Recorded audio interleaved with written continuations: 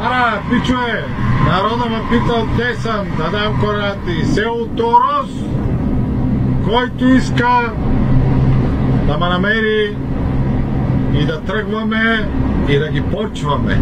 Нема какво ги чакаме, че гледам някакви смешници, искали Майдан, искали Румен Радев, значи искате Кирчо и Кокорчо ли? Давайте народе да врим и да им дадем Кирчо, да им дадем Кокорчо, да им дадем Тиквунчо, ма на парчета.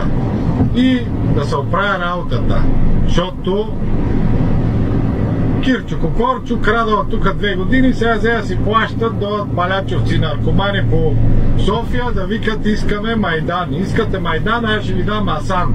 Абе, твоята мама и Сапол, дето искаш Майдан и не щеш Русия. Ако не е Русия, ще носиш фес, ще се кажеш Мустафа или Аризан. Така ти поиде, Аризан. Да тане в пущиняка. Мръсен, долен, меризлив. Кирчо и Кокорчо педерастите ще командват, че си правят записи, си правят каквото си искат.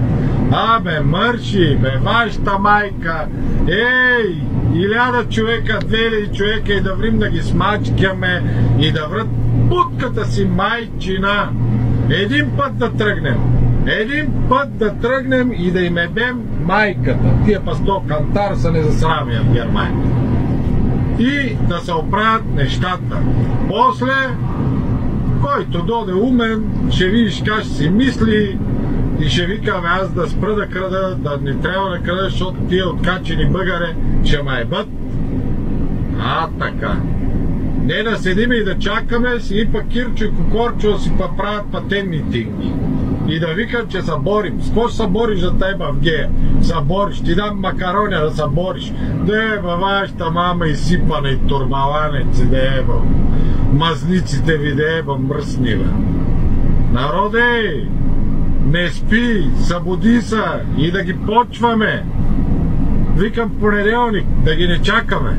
Таман аз се пребера и да ги почваме. Нема какво да ги чакаме, тази седмица, другата, па този мандат, па другия, па да им връчим мандата за вгробищата, да ги не еба в майката.